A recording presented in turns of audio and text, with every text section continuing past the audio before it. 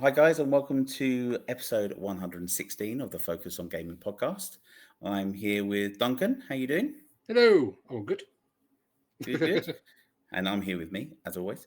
Um, we have got a fantastic episode lined up today, and Duncan will tell you a bit more about that later. But should we get straight on to in the news? What do you reckon? Okay. There's not much to Can talk do. about. No, The- not really. Just that no, one thing that you were bringing up, because it's quite a big thing though. PS5 it is. owners. Yeah. So you are a PS5 owner. I am not. No, but I have So sold my PlayStation Portal. yeah, Very just as they disappointed. do this, just as Yes, they bring I'm in. so annoyed. So now you can So stream your own games, can't you? you can all your purchases you can stream, and I haven't quite Is worked it out if you all can. though? Yeah, yeah, Oh, okay. yeah. And I think there's more things to come. So I don't think Fortnite works on there. So you don't Um, actually need a PlayStation 5 anymore. no, Yay! although yeah, So PlayStation 5 but costs it's great. £200. So Excellent. yeah, but I've sold it, so I'm really disappointed. Oh, well, you can buy another one now for £200. Just Yeah, after you sold yours for what, 100? Yeah, not £150. £200. No, Well, if you no, sold it for 250, you could buy another one probably for 150. So yeah, I could, yeah, or but I could buy your Steam Deck with the you discount. could. You could buy my Steam Deck. It's still available because nobody on eBay wanted it. No, I think because I it's have. modded. I have semi-inherited my son's one. So Oh. Anyway, right. Duncan, so tell us what's happening. well, got a bit of an intro here. So right now, Blaze Entertainment, they are the creators of Evercade's ecosystem, the world's only physical retro gaming platform. They offer a unique blend of nostalgia and modern technology. They work with companies such as Atari, Bandai, Namco, and Interplay, Capcom. They've sold over 1.5 million cartridges for the games for their Evercade home and portable units. We're very lucky to be speaking with Sean Cleaver, who is the head of marketing at Blaze. Sean, welcome to the Focus on Gaming podcast. Hello, everyone. Thank you for having me. Hello. So, I think Tom's got a question first, haven't you? Yeah, let's get into it. So tell us about your origins in gaming. What was your first system and favorite, say, first game? What was the one that kicked it all off for you? I always get in trouble with this. So my first system was a Spectrum, but I am one of those guys that got past the Spectrum, found the arcade machines, started playing the arcade versions on Spectrum, and went, there's a disparity here that I'm not a fan of. And Yeah. as soon as I could, I moved on from the Spectrum. And it's got a place that's near and dear to my heart, and I know everybody loves Spectrum, and it's become a bit of a meme within our community that I'm the Spectrum hater. And it's like, I'm really not. I just wound you up about it for 2 years. It's fine. But yeah, no, Spectrum was where it started for me, and I went down the path of playing arcade machines, playing Sega consoles, and then getting into PC gaming, which I kind of carried on with until sort of midway through the 2000s, and then jumped onto the HD bandwagon with everybody else really on consoles and never really looked back. What was the one game that sticks in your mind from the early days? It's always Outrun. Like, I mean, different eras will have different games for me, but Outrun is the one that's always lasted throughout the entire time. You know, it's that arcade machine where you first get on, you get in the car and you're driving. It's a fun racing game, and then you see all the things change. It's super smooth. And then when you get a bit older, you sort of realize, wow, this kind of escapism element of it is really, really great. When I was young, it was just like fast cars, banging music, great stuff. But Yeah. you know, that's just stayed throughout my entire life, even now. Did you ever play the Xbox remake, of Outrun? I did, yes. So I pretty much own most versions of Outrun that I can find that doesn't cost a remortgage value. So even like some import stuff I managed to get from America, like some sequels and things like that. So I've managed to play most iterations of Outrun in some way, shape, or form, even home computer versions. And yeah, it's just one of those games that, you know, I think with till Sunday, throw it on the Switch on the Sega Ages thing that they've got, and then just enjoy. Go back to the Spectrum. I'm totally with you. I mean, I've got a tattoo that involves my son's name, but at the top I've got Minor Guy. Yeah.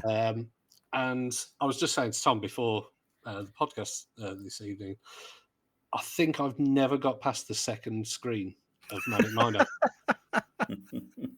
But I'd absolutely, so I hate it. I have a love relationship basically with the Spectrum. I love it. The memories, because I was born in 78, so I was sort of, 4 to 10 when I had it.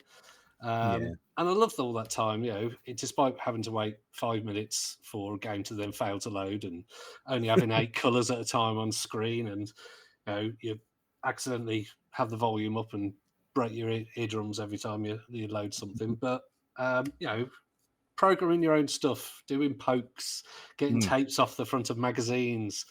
I remember playing Daley Thompson's Decathlon with my video game hating family. And we all loved it because it was great, sitting there tapping the buttons as fast. So I'm totally with you. But then as soon as I could, I went into the dirty, smoke-filled arcade in the town centre that I lived in. And played Turtles 4-player and Mortal Kombat and what? Yeah, just the eyes were open. Yeah. It's weird because I had that programming time. You used to get the books from W.H. Smith's, now T.J. Jones / whatever they want to call themselves. But you used to get those. I mean, I've still got one somewhere probably behind me on my bookshelf, like the programming things where you can learn to do like a little lander-like game and a little tennis game and all those kind of things. And I always really enjoyed that. And it's weird because I think the only real iconic Spectrum game that stayed with me wasn't really an iconic Spectrum game. It was an iconic computer game, and that was Elite. I loved playing Elite. Yes. I thought it was great, but I mean, it's not necessarily just Spectrum. But I used to play loads of sports games, loads of sports management games. I played both of the Daley Thompson games, so Decathlon on Super Test. Played a lot of Match Day, played a lot of Kenny Dalglish Player Manager, loads of things like that. It used to. I mean, I was quite into sports, into football. Bit of Nigel Mansell Formula One that they had on there. The old checkered flag, the F1 challenge, all those kind of things. Yeah, so it's a lot of those games that I played. I think I was interested in the subject of those games, and that's carried on throughout the rest of my life. That I still play, racing games is a like a thing for me. I love racing games. I've got a massive collection of them, simulators, bit of space stuff here and there, but also just cool iconic franchises and stuff. I think I played a bit of Lemmings actually. I seem to remember having a Spectrum version of Lemmings.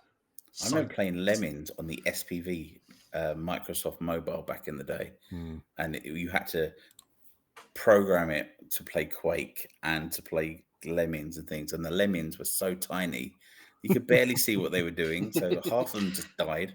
But I never played it on I was an Amstrad person, so me and Duncan are at loggerheads on this one. But I was a CPC you're owned 464. by the same person eventually. It all came around.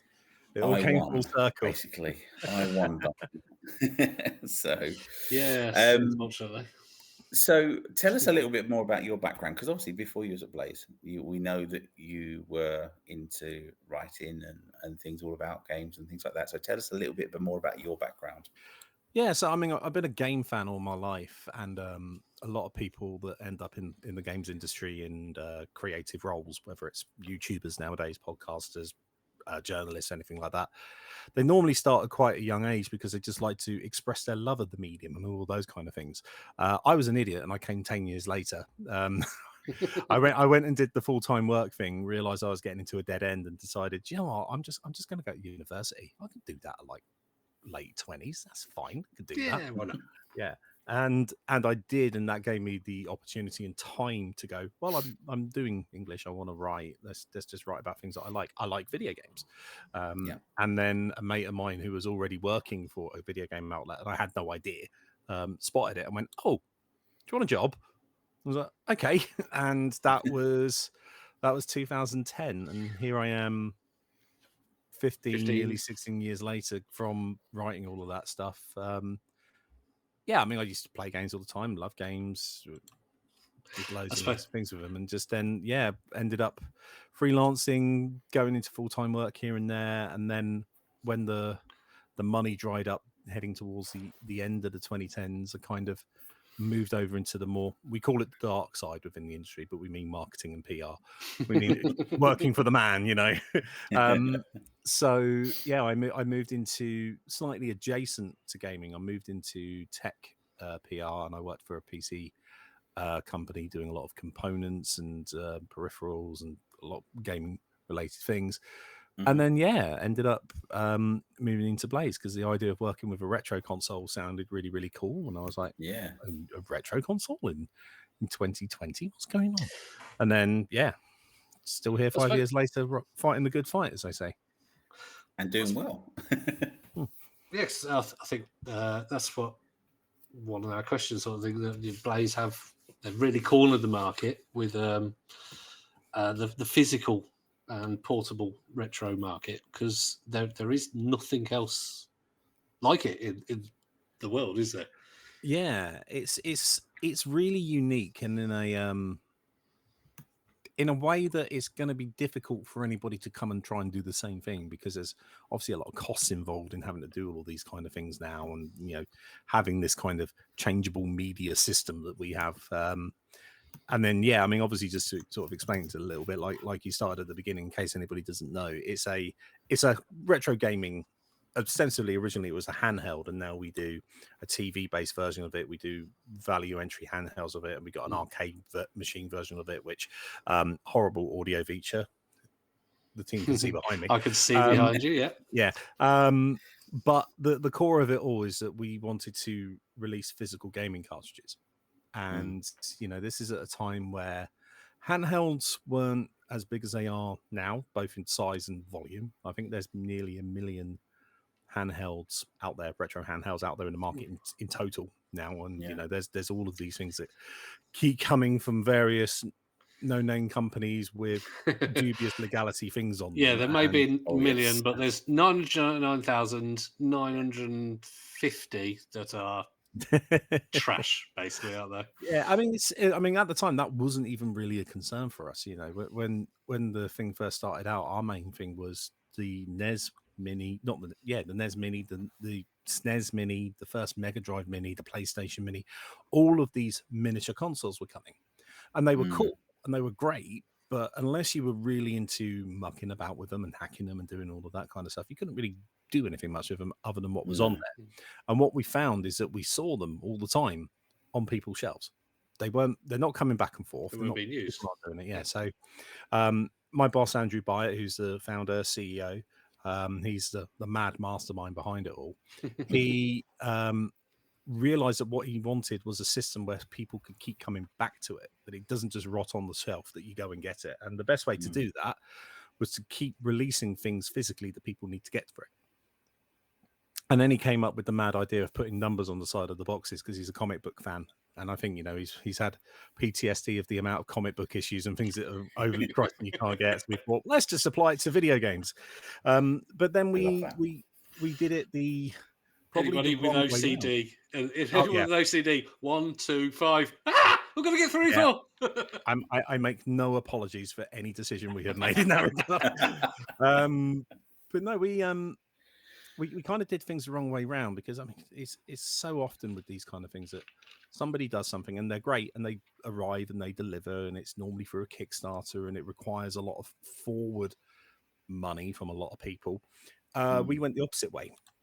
We went private. The brand was owned by another company that sort of brought us in to start doing retro stuff, and then Blaze was born out of that and was almost like its own company, but almost a division in some ways.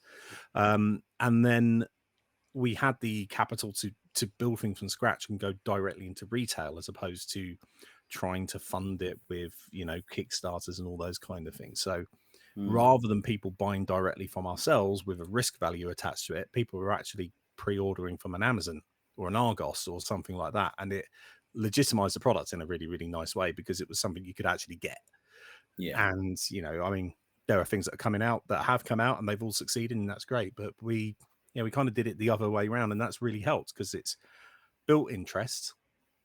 It's kind of been one of those oh, that's weird. A cartridge system in 2020. What the heck are they thinking? This is a digital landscape now. This is all of this. And what kind of happened is we, like by hook or by crook, I guess, perfectly timed a growing sentiment of digital apathy, for lack of a better term, and a kind of rebellion against the rising cost of original retro gaming, both definitely. like software and hardware. And we became an officially licensed cool idea that people liked, and it's just been growing since then.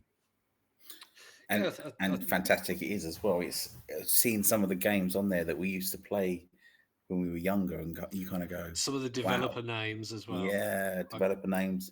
Bitmap Brothers. Oh, yeah, such a. It just brings back all the memories of hearing Bomb the Bass booming out of like an Amiga, and you were like, "Hang on, this is an actual song," and just with none of the loading times, which is even better. Well, yeah, I mean that's the caveat with what we got really is there are no loading time. Well, I mean a couple of loading times here and there, but for the most part, this is you put it in, it works. You don't have to muck around with it like you would do with, say, a Raspberry Pi or something like that. And when we first started out, it was before a lot of these handhelds really took hold of the market, and most people are like, well, why don't you just get a Raspberry Pi? And it's like, well, because there's a lot of legality issues about what you do with that, and I wouldn't want to be your antivirus provider, but also there's a simplicity element for it. We kind of don't. I mean, once COVID was over, especially, people don't want to spend hours upon hours scraping screenshots from the internet to try and get it right and working on OSs to make it the perfect thing, because what you end up with is not a gaming device. You end up with an engineering project. That's true. Yeah. So in terms of the is it emulation, or is there software in there? Obviously, I'm not massively techie. Yeah, so there's two types of sort of emulation really on the market, and for what everybody says, they are both emulation. I know a lot of people like to think of we call it FPGA, which is a field programmable gate array, which is effectively a chip that you can program to mimic the actual hardware. So this is kind of like the top end that you get in things like the Mister devices and the analog devices and things like that, which are all great, great communities behind them, and they're super powerful. They're beginning to come down in price a little bit more, but they're hardware emulation, so they are emulating the hardware, and then you load the software onto it, and it's meant to make it a lot more faster, a lot more seamless, meant to be a lot more responsive than software emulation and things like that. Reoperate software emulation, it's all legal. It's all through various different licenses that we can get, and we work with the makers of the emulators. So if we make any improvements to them to run the games better, we put that back up the chain for them. And we've been doing that quite a lot with arcade stuff as well. So we commercially license where we can for everything. And that software emulation, normally it comes with certain caveats. So, for example, if you're playing like a Neo Geo game, we just done a load of Neo Geo games. If you're playing them on a device like ours, it's probably closer to the power of the original thing. So you're going to experience everything that original software probably had. In its issues and stuff like that. The cure for that for a lot of things isn't really a cure. It's throw horsepower at it. And if you're playing the same Neo Geo game on Nintendo Switch, for example, you'll still get the slowdown. You'll still get the bits. It will just go a little bit quicker. And when you're overclocking and doing things that the thing wasn't designed to do in its own software, you start getting issues and lots of random things. So we try not to put too much stuff out there, but we run everything as ably as we can. One of the things that we were very positively received for was emulation back at the beginning. It's something that we've kept going all the way through.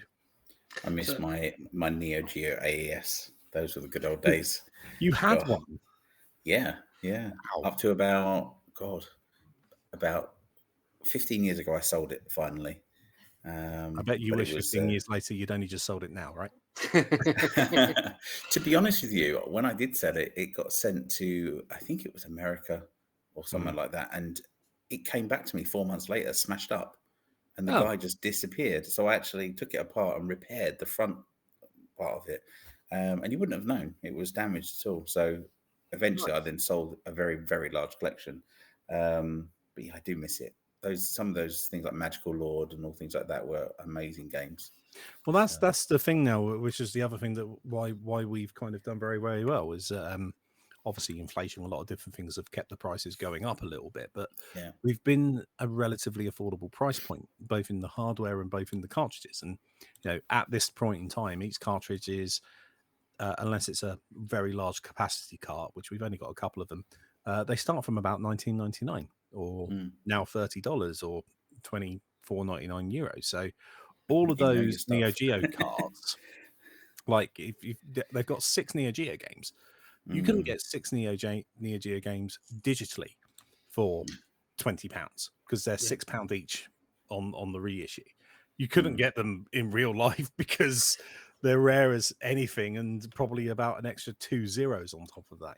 So most definitely, yeah. So you got 3 Neo Geo cartridges, haven't you? Yes. So the final 2 are coming out. They're out in America now, and they're coming out in the UK and Europe at the end of this month. End of this month, aren't they? Yeah, excellent. So they've got like the Metal Slug games, King of Fighters, Art of Fighting, Super Sidekicks. Magical Lord is on the first one, which came out in August, as you mentioned it.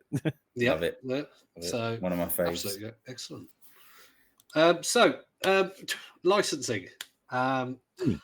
It is a bit of a minefield. I can imagine, as I think it says on the Blaze website, that a lot of games you can't even find out who owns it nowadays.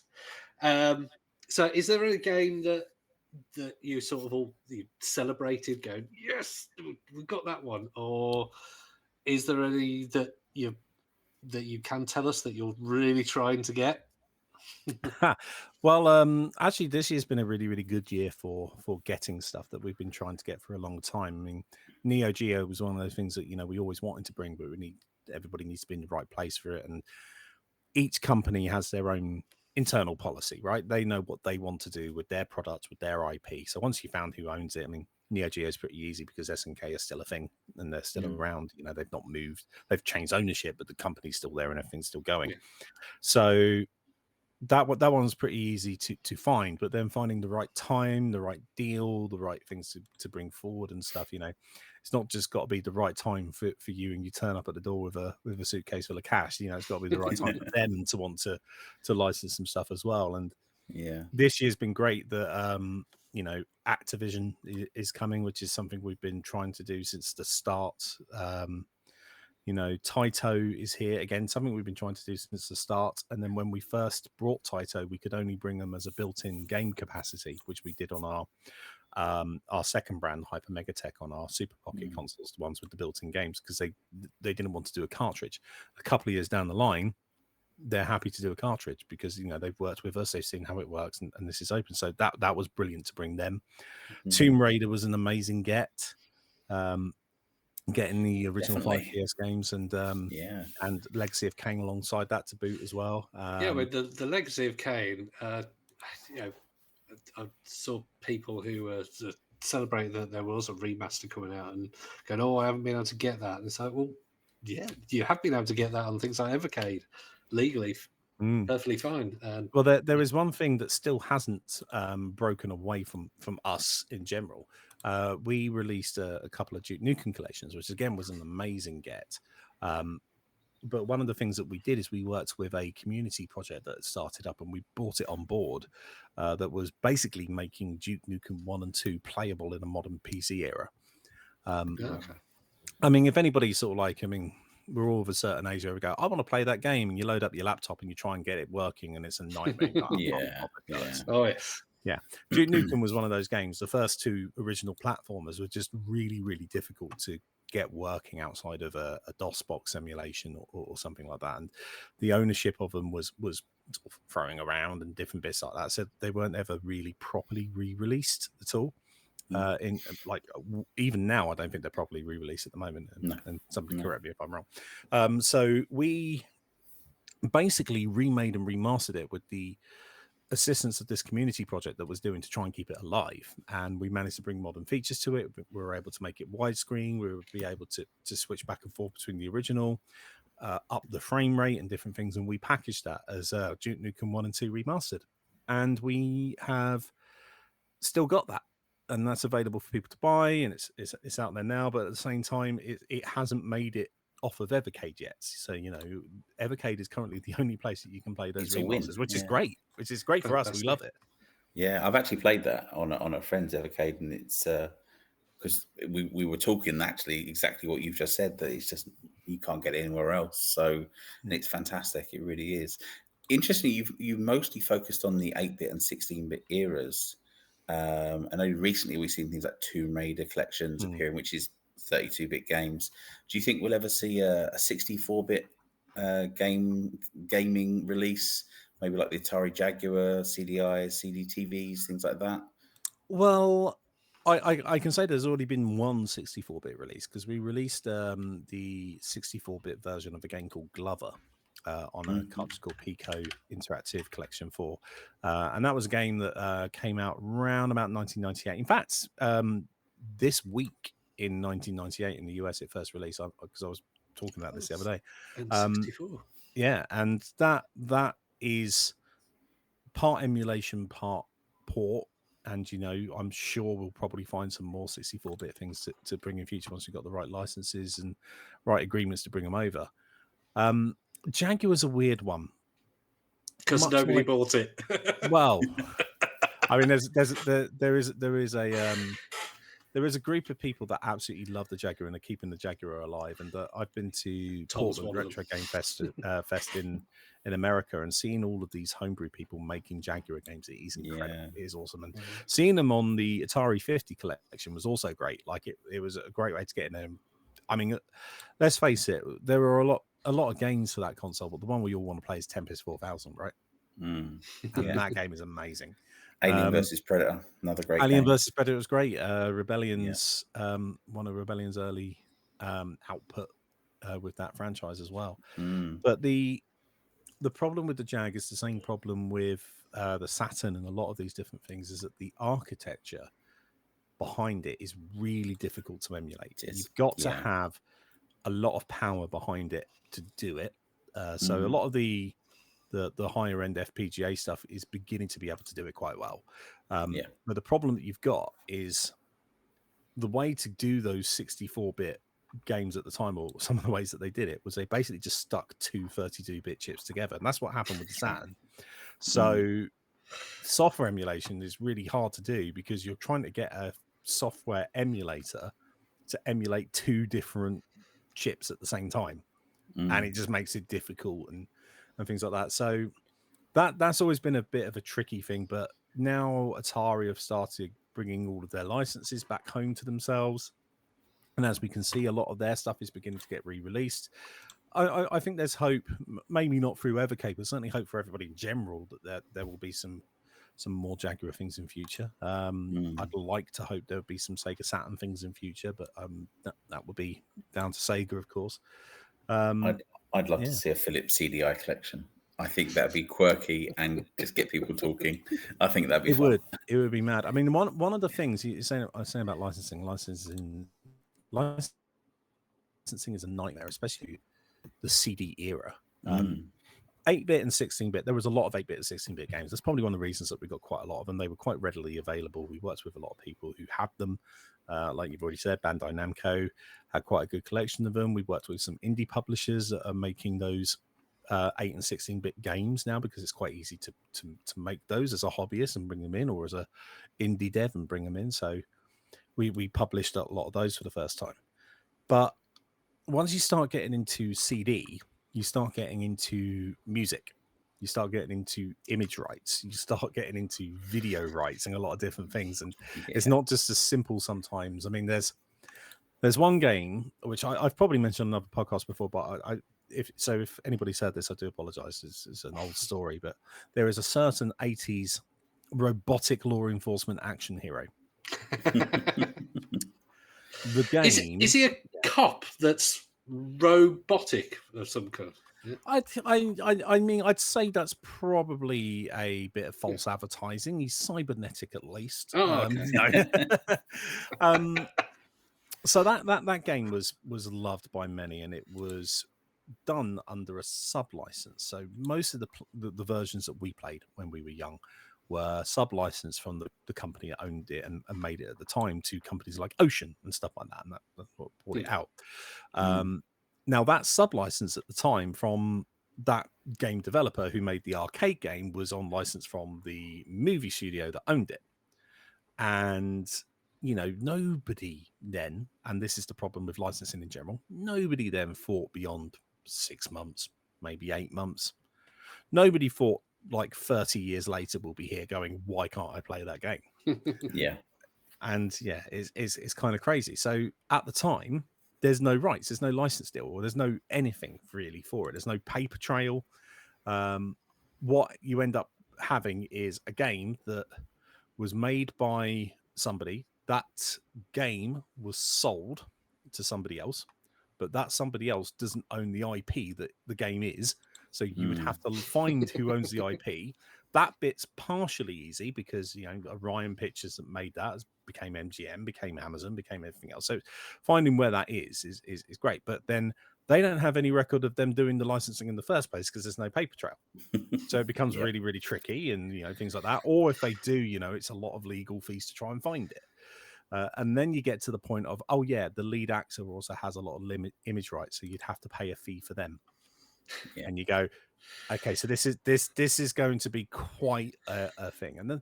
And to be honest, it is that level of red tape that probably keeps most of the retro games out. And it's not the red tape that people don't want to solve. We all want to solve it. It just costs far too much money and legal and time to ever make anything of it. Yeah. And would it be fair to say you won't see an Ocean Software release on Evercade? I wouldn't say it'd be fair to say you wouldn't see one because the name is now owned by somebody. It can be licensed, and I'm sure there are things that Ocean did that we would be able to release. But one of Ocean at the time, their great strength was licenses, right? Wasn't it? Yeah. That's what we remember. If I remember that thing, and you know, that's exactly. So that's the kind of thing that, you know, if it can be licensed again by somebody that's got like a good bit of money or a good chunk of change, or they want to re-go into the retro stuff and start licensing them out themselves, then it becomes an option. But until then, it's just, this is what we're saying about right place, right time. It's not about turning up with a load of money. It's turning up at the time when they can go, right, we're happy to license the old Batman game now. We're happy to license, you know, any of the Hit Squad games, Terminator, all those kind of things. Yeah, you know. Hit Squad collection would be amazing. And that's the thing. There's so many of these companies that are absolved into their own things anyway, or were already a different company and we didn't know. Like, you know, Flying Edge was on the Mega Drive was Acclaim. It was Acclaim's other publishing arm because they couldn't. Mastertronic was its own company and they were a publisher. Okay. And I think they ended up being bought into Microprose or Spectrum. I think it was one of those kind of things. And I think they are now owned by Atari, I think. Ooh. But that's just the name, not so much of the games and stuff like that. Again, licenses, etc. And we all know Grumpy Alan Sugar is holding on to his Amsoft software. Well, yeah, that one's a weird one. It would be interesting to see when that happens, because, you know, I mean, you kind of said at the beginning, you know, retro is big business. It really is now. And, you know, I think anybody who is a businessman that has access to retro IP is certainly looking through what they've got and going, how can I spin a dime off of this? You know? Yes. And I think he's given the ownership of the brand now and the IP to his son or grandson. I can't remember, but it's one of them.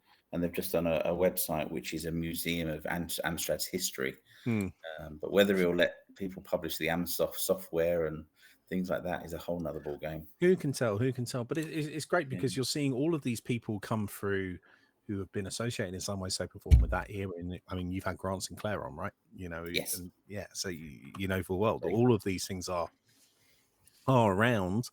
They're being revisited, and there are people that they're doing it because obviously there's a commercial value to it, but I think there is genuinely a love within all of our part of the industry. I mean, myself included. My boss said, no, our competitors who aren't really competitors, we all get along and stuff. We all love the stuff. We always love the stuff. We just want to bring back the stuff, you know. So and preserve it as well for the future.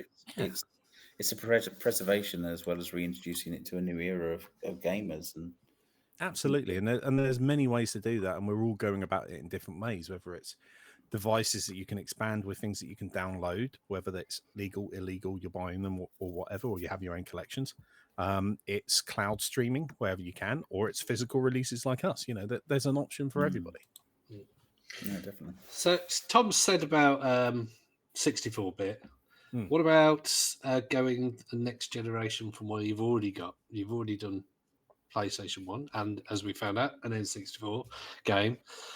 So would the current hardware be able to go one step forward to PS2 era? It's unlikely, to be honest. PS2, Or maybe a future iteration? Maybe. I mean, I would say on a very untaxing end, Dreamcast era is probably possible for certain things, and that's again because of the way it was sort of made up and stuff. But even now, I mean, I know we talked about the amount of retro handhelds that there are on the market and everything else. Those devices have been pushing the point that they can do those machines now and stuff like that, and really they just about scrape by on about 3 or 4 things that they know are optimized well for the emulators at that low power. I mean, it's only just this week that the main PlayStation 2 emulator, which I think is PCS X2, that's only just now said it can now emulate all PlayStation 2 games, and that's been going for nearly 20 years. Yeah, it's a difficult thing to get right because you have to do so many different things, and the PlayStation 2, the PlayStation 3 were all, I mean, you can ask most developers on this, they were a nightmare to develop for. Yeah, PlayStation 3 specifically the cell processor. Yeah. So imagine trying to then emulate all those to a thing of capacity. You need something with some serious grunt, and even these new devices that are coming out, you're still looking at the £300 to £400 mark before you're getting anything that's actually relatively stable frame rate a lot of the times. And this is the thing that, when we do our devices and when we do our products, we want them to work. We want them to work out the box. We want everybody to have a good experience and them to be simple to use. And at the moment, those platforms are just not viable for that, really, for the way that we do our product or all the licensing that's out there. That's not to say in future we won't, if there is a way to do it, but... Actually, go back, just a general marketing thing. Have you had to put out a press release or a notification similar to what Nintendo do as, please do not blow into the cartridges? So, here is the thing. We all want to do that, right? We all want to. So much. But and I know that it's not good for it. Well, part of our marketing is nostalgia, so we do sort of say it occasionally. But one of the things we talk about. Held responsible. Well, if you look into the manual and you look into the small print, it will say "Don't blow on the cartridges." So there is a warning within the product that says probably shouldn't do that. But what we market is what we provide, right? Which is this experience. And we've talked about the gaming, we talked about making sure the game works and all these kind of things and having it simple to use and stuff, but there is that thing of going out with your pocket money, like you said, getting those tapes off the front of magazines and all that stuff, getting your game home, getting the shrink wrap off, opening it up, having that new plastic smell, opening it up, pulling out the manual, having that new fresh cut paper smell like a new magazine. And that's kind of what we sell. And we know part of that is, blowing on the manual, blowing on the cartridge and stuff in case it doesn't work. But I mean, touch wood, our stuff does work. But it's that experience that we try to bring back, because it's that physical connection to what people remember. And it's not just not just the games themselves. It's, going back to the Spectrum question at the beginning, one of my main memories of playing the Spectrum wasn't the games. It was sat down on an orange and brown council house carpet with a glass of milk next to me, which I constantly knocked over the Spectrum. Those things were hardy as anything. Nice little bit of cleaning, a little bit of resolder here and there, and it was good to go. But, it was that kind of old school TV with a click dial that we had from Radio Rentals or Rumbelows or one of those kind of things, brown wooden outside, we had a brown and orange Grundig TV. Exactly. I mean, I've got a CRT behind me, and that's a Pi TV. names that just don't exist anymore. But it's No. I remember when I was finally allowed to have the Spectrum in my room, I had a black and white TV, and it had so you had probably, no colours. Yeah. You didn't have So- 8, you only had 9. So I literally had something like a 4-inch screen, and it was about probably a foot back nearly, because it was just a normal TV back then. But yeah, so and I had to play all these games on this little teeny tiny 4-inch screen because I wasn't allowed to use the TV or something, so I'd drag it upstairs. I bet for a time though, when you were doing that, you were the happiest man alive. Oh god, yeah. And that's the thing. That's what we try to bring back. I was stuck with a green screen Amstrad monitor at the beginning, trying to play Simpsons and trying to chase the homework of Bart Simpson's homework, and that happened to be green, and you couldn't see it, so you couldn't get past the first level. The most irritating thing ever. So, and then I managed. And you could have patched that. There's no digital downloads for that. That's not a bug. That's a feature. Same with Asteroids. Was it Asteroids? I can't remember. It was some game, and the ball thing that you had to hit, or the asteroid you had to hit, was green. So essentially, I was hitting nothing. So never good. And you mentioned Daley Thompson. I mean, I broke the joystick so many times. Oh yeah, that thing got glued within an inch of its life. So. I think it was. I can't remember. I don't know whether you could change the keys, but I think it was Z and X on the Spectrum. Yeah. And so the Z and X were just, there was nothing on them. They were bare. Well, we didn't have arrow keys back in the day, did we? No. Back in, it's going to turn into the 4 Yorkshiremen sketch. Back in my day, 29 hours of milk. Yeah, we didn't have plastic. We only had rubber keys. Indeed. Oh god, that's true for you, Spectrum lot. So, what's your favourite release so far? Have you got any like special stories you can share with the listeners about releases that have come out and you've gone, this crazy moment happened? And well, I mean, there's quite a few crazy moments on a lot of the stuff that we do in some way, shape, or form.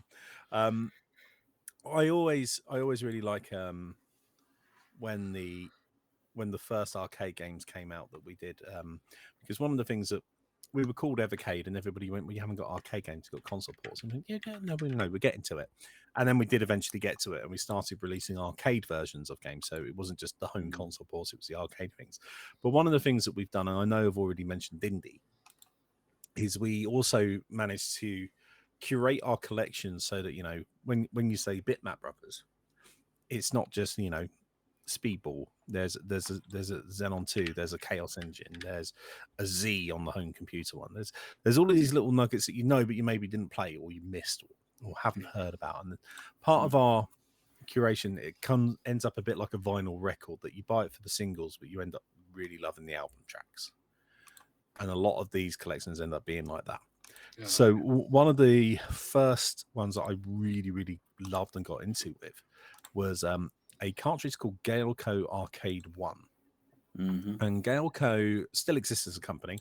The games and the arcade games are owned by Pico Interactive, who now publish a lot of different things. They're one of these great companies that buys up IP from the waste dumps, really, where it's just in no man's land, and they bring it back and they give it a new home, and they manage to get it out and republish. And they companies like Pico and Eli are doing great work in preserving stuff that otherwise would have been just completely lost otherwise.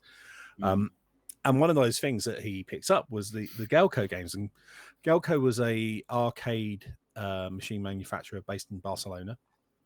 They still make a lot of gambling machines and bingo machines now under a slightly altered name, but Galeco at the time of the early 90s was a bunch of pioneering punks who just made games for all of Spain and Spain's tastes. And if you ever went on holiday to any like Benidorm, Ibiza, Mallorca, any of those kind of things during the 90s, you probably would have played a Galeco game.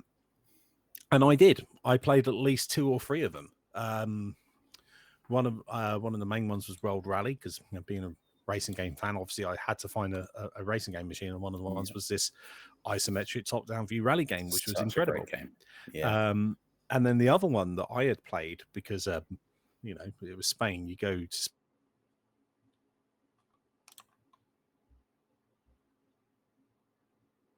come off and all of that kind of stuff. So there was this game called Glass, And basically, it's a shooter game, and then you go through the different levels, and then you eventually uncover a picture of a semi-naked lady. But the gameplay of it was actually a lot of fun. And it was actually really, really good. And we had to change some things in the re-release because of some technical issues with the original ROMs and stuff. One of the reasons that Galco is so rare is they had what's called a suicide chip, which was effectively a digital rights management feature, DRM feature, that basically meant if you tried to nick it, reprogram it, or do anything with it, it would just blow the board. Oh, wow. And because these things are capacitors, trying to then rip the games off of them to preserve them could blow the board. So it's been really difficult trying to find versions of them that are working, not working, that haven't been hacked or cracked, or many different things. But no, those were amazing to release, because I those were the first things where I was sort of like, well, no, I've always played all the other games, but these ones I've got a real personal connection to, real memory to. And they were so popular, like people loved discovering the stuff that they haven't played before. And because we could say, these games are fun, give them a go, and people did, and they took on lives of their own. And one of our biggest communities at the moment outside of English speaking is Spanish, and it's no secret that those games did a lot to help bring a lot of the Spanish fans on board. That's really great. In terms of the arcades, I'm intrigued. Are you going to move into the more upright arcades, or are you going to do add-ons that allow you to? You've got like Arcade 1-Up and things like that, but they're always quite tiny. Yeah, so there's two or three main reasons, I think, for their size. They're kind of still seen as toys rather than computers or anything else like that. You often see them in a Costco or something like that. And I think if you were to make them full size, they'd be replica machines, and then that becomes a slightly different, trickier thing to do. I mean, people still do them, and it's great, and it's awesome to do, but there are factors involved, potential cost, licensing, different things with the company, so that becomes slightly different. But for us, we've got 3 of the bar top size arcade machines. Arcade 1-Up has a similar size that they call a countercade. We've got 2 Capcom ones with Street Fighter, loads of Street Fighter games that hadn't been released in that kind of form factor before, with the Street Fighter Alpha series. Mega Man Power Fighters and stuff like that weren't released before in those kind of form factors. And then we've just done a Taito one, which is coming out next week, which has got Space Invaders and a load of great games from Taito. Slightly different design, but same thing. And the main thing that was the kicker for us is that we wanted something that would play the cartridge. We wanted that form factor to play the cartridge. So some of the games that we got play so well on the Alpha, probably better than they do on the handheld or anything, just because it's their natural home. But we did, and we do constantly talk about what else can we do? Can we make it full size? One of the things in a past life of my job was I was selling routers, and I had an important document which I still have for this day, which is the average square meter house size for every country in Europe and a few throughout the rest of the world. And the one problem with anywhere that isn't America, or maybe a little bit of Germany or Canada, nobody has any room. That's true. So, I mean, in this country, if you're trying to sell somebody a router, they have to be really into IT, because every single internet provider gives you a router for free. So, that was always a tricky sell. But you'd look at the square footage and square meter size of an average UK home, and you go, right, well, you'd only need quite a small power one unless your house is lead. You can't get it through, or just pure concrete or something like that. And that's the same thing. We don't have the space, and a lot of Europe, which is a market we're in at the moment, doesn't have the space. And when you go towards America, they do have the space, but then you're spending a lot of money and shipping and weight of wood and everything else and stuff. Tariffs. Well, tariffs is the main thing, which would have made it even worse. But there were use cases for that as well, because a guy that I know, is a journalist in America. He really loved the Street Fighter version of the machine because he's a massive Street Fighter fan, but he can't. He lives in San Francisco. He can't have a full-size arcade machine. You can have that. You can have our little bar top thing because it fits and it gives him some expandability and it gives him some stuff that he wants to play. So there are good use cases for everything. Yeah. Yeah. I saw an interesting topic on Reddit where someone said it would be great to see a company replicating kiosks, gaming kiosks that were released like with like the Super Nintendo, and having like that replica, but having it in a miniature format. And they were talking about lack of space and things like that. And I thought, what a fantastic idea. And they're so collectible as well. It would be interesting. I mean, I don't know. I mean, the weird thing with that kind of stuff is who actually owns that, because most of those kiosks were, I mean, they were Xbox or Nintendo or Sega or any of those kind of things, but they were probably made by like an advertising agency. Sega probably don't even have like the designs or the drawings for them or anything, It's a licensing out. Well, I actually have the Game Boy. It's interesting. I think we a friend of ours has got a few of the Dreamcast ones, or certainly maybe I've seen on Facebook. You occasionally see them sometimes on Facebook Marketplace if you're part of the arcade groups, that somebody will have one or two of those kiosks for sale, and you go, look at those. Yeah, so great. School's finished, you're in town, you can't afford anything, you're just going to go through the Xbox 360 demo disc or something, I mean, of the alpha designs, I think I've got to go for Bubble Bobble. So many tens, maybe 100 hours kind of thing in Bubble. Well, can't even say it. Bubble Bobble. Such a great game. That's the thing with them, right? We want. I mean, these things are going to have built-in games, but they have the cartridge system, and the same with all of our things. All of our hardware can play any Evercade cartridge. I love that's the cool thing, that it can keep going. But we want to make sure that the built-in experience is something.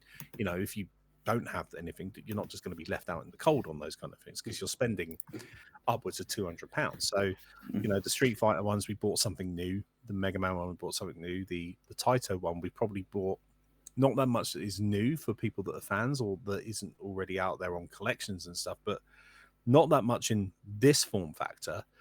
And certainly, a lot of people, like, for the amount of games, like if you get a countercade machine, you'd probably be lucky to get more than 6 on there, which our Capcom ones had a maximum of 6 games on each. This one's got 10. Yeah. So. Such a great product. Really, I do love that they have the on-off switch, looks like a coin slot. Yeah, it's a nice touch, that one. I always like that little touch. Yeah. One of my first TikTok videos I did of it when we were doing some marketing with it is I had a quarter and I was just trying to jam it into it. It doesn't work. Little coin box at the back. Yeah. I would love sort of one of these with an actual coin slot. So make the kids pay for playing. Yeah. Just have an honesty box. Yeah, just see what happens. Have one of the old style electric boxes and connect it to the machine.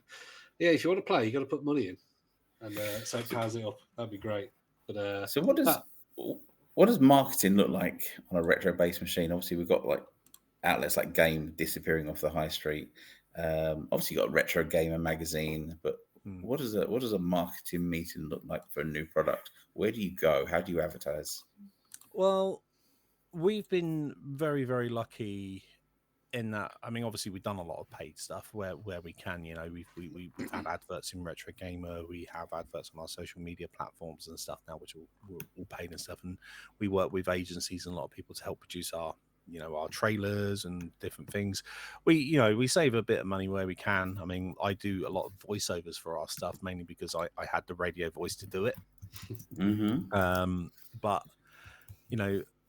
we've been really, really lucky that the community support for us from the beginning was so strong that it created a big organic community around it, which we didn't have to pay for. We didn't have to pay anybody to do anything. We've never paid for a YouTube review. A lot of the people who are the YouTubers are, we're friendly with them. They're friendly with us. They're really happy that we're producing content on a regular basis that they can then make content on. And they really like the way that we've gone about our business as well, which has been great. So, a lot of our has been goodwill from a lot of different things. But you are right. It's a different landscape to where we were 5 years ago. It's a different landscape to where we were 2 years ago. But yeah, we look at, you know, the people who cover us on visual mediums first, and the main reason for that is we're a very visual product, and if you don't know what we are, you kind of need to see it in order to experience, read about it, and you know that lends itself to video and those kind of things. We obviously want to keep written media because, you know, we're all retro. We love written media. And, you know, we've got good relationship with Retro Gamer and a few other magazines in places across the world where they still exist. You know, we work quite well with a lot of the web-based written media as well. You know, people like Phil at Games Radar is a big advocate of retro. He's been doing lots of retro stuff over on that platform. Stuff Magazine, T3, all of those guys where retro is still seen a little bit as a gadget, I guess, and a fun aside, but the readership is very much us, right? You know, we'd go past a W.H. Smith and look at a T3, and if there was something cool on the cover, we'd be like, oh, I want to know more about that. You're always in T3. The Evercade is always in T3. Every issue, it's in there somewhere. I think, again, we've been really lucky with like the say being able to get through those things, and you know, retro is a big growing interest. You know, we just have to be at the right place at the right time for those things. I think the thing is with retro is that when I think all of us here were in our 20s, although we looked at the SNES, the NES, and all that kind of thing, we looked they were good and everything. They weren't quite retro there. There was all this new shiny stuff. There was PCs that were more powerful. There was PS1s and CDs and everything. And now it's come to the point where even 20-year-olds now are having us, not quite so young people, and it is retro now, and people are fed up with sort of getting a few extra frames per second with the new generation and whatnot, and they're looking back at these fantastic games that either people never played or just didn't enjoy, or they'll enjoy it in a different way now they're older. And I think that's why retro is suddenly exploded in the last sort of 10 years. It's definitely one of the reasons. I mean, one of the and this is slightly marketing speak, so sorry for the people that are a bit more casual on this. I kind of mentioned it earlier about there being sort of like a digital apathy, and I think there is. You know, we're well over a decade into a Netflix generation, and what Netflix and other services like Netflix provide is amazing. It's great, but the UIs are constantly changing. Engineers will constantly evolve things to the point because they have to or because they want to, and you know, you always go, oh, I liked it like it was before. Then, you know, the money comes, the money dries up, the creative comes, the creative dries up, all of those kind of things, and you end up going through various cycles of just plowing as much content as you can onto a platform to get yourself the idea of value. And then what happens is people like us, who are the people paying for it and using it, get home, get on our thing, and we spend 20 to 30 minutes scrolling through and going, what am I going to play? And then getting really frustrated that there's no real like logic to the scrolling that we can work out or anything else. And you know, that kind of culture started to permeate a little bit more in everything. You know, people want to distance themselves a little bit more from being so terminally online. You know, our work lives are so terminally online and everything else. You want to kind of have something where you don't have to be online. You don't have to, you know, be out there or use a thing or be reliant on the internet. Something you can just pick up and do it and not have to worry about it. And you know, our product obviously fulfills that part. The other part is that there is an age thing here. You know, the core demographic for a lot of retro stuff is 30 to 50-year-olds, and that's not a slight on any other age. It's great that there are younger people that are coming into our system and a lot of retro trying to discover what was gaming before, because they have really good interests, and people that are older who have been lifelong fans.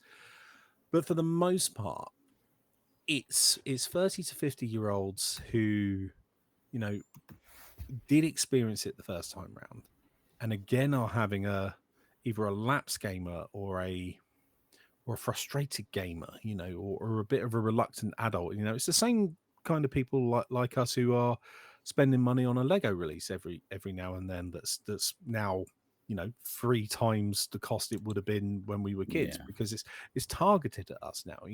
They know we're the people that want to buy it and play it, and it's because we want to have cool things that we like and do stuff. And gaming and retro gaming is no different. You want to have that thing that you remember when you were young. You want to be able to hold it. Gaming has moved so digital now. You don't want long download times. You also don't want, in some cases, 30 to 40 hour stories where you can't really jump in for a couple of hours on an evening and jump out. You don't want to be able to play a lot of the most modern shooters, because every child out there is going to we haven't got time, and we're not going to get any good at them. No, and there are going to be people out there. You're going to go on, you're going to get smoked within 2 seconds. You can get frustrated with it, because there are kids that will be playing Fortnite all the time. You can't go on there and do things at the same speed that they do or anything else. It's just not feasible. So I think there is a frustration with the way that gaming has naturally developed, alongside the cost of that as well. I mean, obviously we sort of talked about PlayStations and stuff like that going up and costs and things like that, like you're saying with the Portal and having a PlayStation 5. But I working in the PC game, not a lot has changed when it comes to PC hardware and PC graphics. Most of it is AI, and the main thing that's driving a lot of that is power. It's not innovation in silicon. It's not innovation in CUDA cores or different things like that. It's give it more grunt, give it a big fat radiator and a load of fans, and hope it doesn't heat up too much. And we're slowly making it a bit smaller and stuff, but there's not really been that much growth, and the only thing that happens is things just get more expensive, and people when you got things like Digital Foundry, who do an excellent job of saying how well a game is performing or hardware is performing, but when they're putting pictures up on their review of something, and it's like, I can't see the difference. What's the difference in that picture? And they're like, can you see the artifacts on this? Nope. You have to be slightly attuned to it, and being in the industry, I kind of have been attuned to it for a long time. I can see when things are frame paced badly, and when things are hiccuping on themselves and choking on their process. But then again, I've been in that bubble of the experience to know that. As a casual fan, I probably know when something is lagging, but I probably wouldn't go too much on that. And I mean, I know Rich and John and Audie quite well. Digital Foundry are great. They've been great supporters of us and Retro. I mean, John's incredible, highlighting not just the performance of games and trying to get them good, or showing why modern gaming does struggle, but to your point of, do we care how they perform if they perform well, is not really so much about the technical aspect of the game. It's about the playability of the game. And one thing I've always found is that I am the only gamer in my family, really. Like my wife doesn't game, my parents don't game on console, certainly, or anything else like that. You give them a controller, they have no idea what to do with it. It's an alien thing. And you look at this thing, and if you just completely remove yourself from the context of it, you go, there's 12 buttons here. What is this? And if you haven't had the experience that we've had as 30 to 50-year-olds, that we've grown up with this and grown up with the evolution, or gone straight in on it straight away, you'd have no context of what it is, what it does. You had to spend so much time, so much effort, and unless you were really dedicated to doing it. And the thing with retro, so much retro, especially the older retro, 2 buttons. Yeah. And that's not just easy for us to play. That's easy for us to share with our children. That's easy for us to share with our significant others, with our friends, for people to pick up and play easily. And it's that accessibility that retro always had at its core, because it just wanted people to play games simply and easily. Couldn't agree. And that's where the innovation is now. Bring it back with the retro. You're innovating, almost going the other way, and it's I mean, It's nice. It's the pleasant. Peter Pan thing, the Battlestar Galactica thing, all of this has happened before, and all of this will happen again. But the reason it does is because it's good, and fashions like come in and out. Everything goes back in a cyclic way. But the one thing that never really changes with gaming and entertainment mediums at all is that whatever you do has to be accessible for the audience you are targeting. Yeah, and retro games, when they first were developed and they first came out, had to be playable in the limited scope that they had. I mean, most of the Atari 2600 games had a button. And, so much of our latter day nostalgia has been Ready Player One telling us how good adventure was. You had one button and a stick. Right. So before we come to an end, have you got any upcoming surprises maybe that Evercade have got coming up that you can reveal? I wouldn't say too much as in the way of surprises that's going to blow people's minds, or they probably wouldn't already expect from us. But I've kind of said somewhere else before, but 2026 is in the can. We're working on 2026 now. All of our cartridges are sorted, all of our releases are sorted, so there will be some stuff for our long-term fans to be excited for. There's some great new names coming. There's some great continuation of names that we've had this year that we already said there were going to be more cartridges coming. We're already looking into 2027 on things. So, again, I think one of the main parts of it is we're here for the long haul, and we're still continuing. And 5 years on, we've still got that going. So we're not going anywhere. We're gonna hit that 100 cart mark at some point, and people are gonna love it. The other thing as well is, certainly from an international point of view, this year's been really, really tricky. We signed 2 new distribution deals. One of them to basically have an exclusive distributor across Europe, so UK, France, Spain, Germany, all of those countries. That is working really, really well.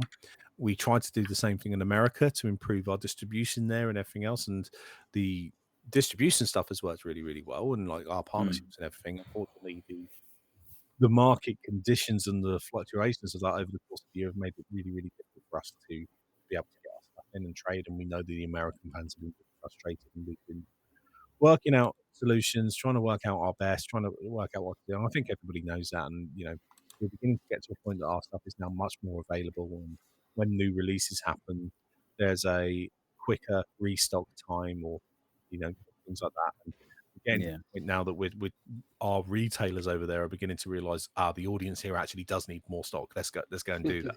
So we're hoping that for 2026 things are going to get a lot more available and a lot better for everybody. I mean, one of the things we're looking at is how we can make sure that we have our partner retailer Funstock, which was the number one go-to place for a lot of Evercade fans, but obviously now at present moment can't trade in America. So we've been working quite hard behind the scenes to try and make that a reality again, and exploring various different options of what we can do. So hopefully there should be some news about that soon that will cheer up the American fans. UK fans, we have a lot of American fans. UK fans, we don't have anything to worry about really. We're working with a lot of new retailers. I think at time of recording, I think that they're awaiting some stock to be replenished. But we got into HMV. We've been in game. We've got other places that are going to be stocking us. We're with a lot of independent people, like the Game Collection. Obviously, we sell on Amazon as well. It's really growing as a thing, and I think a lot of people are sort of realizing that our model isn't just here's a hardware release and one big game in Q2 or Q4 or anything. Yes, our hardware's there, but you can buy it all year round. Our cartridges come out every 2 months. There's something new all year round that people want to come back to. So that means that we can get more people in, and more fans can have more places to buy them. And that just makes the marketing side of it a lot easier, as you can probably appreciate. The more fans means more IP owners probably will be more like, Exactly. I mean, this Sure has enough. just continued to grow, and the whole industry is continuing to grow. And a lot of these IP owners are probably a lot more savvy to that than they were 5 years ago, which means some things probably cost more than they did then. But there's lots of companies that want to do stuff with their retro IP, and we're a very, very obvious, Choice. like Excellent. outlet for them to do that. And we're still going to be here to do that. We're always innovating, trying to find new products and new ways to do stuff. I think this year has been a good year for Evercade fans. That they've eaten well, and by the end of this month they will have eaten very well. I mean, most UK fans are going to get 5 carts at once, which is going to be mad. But yeah, next year the buffet continues. Well, I have one request from you, Sean. Mhm. Please get Harrier Attack from Durrell Software on one of the cartridges.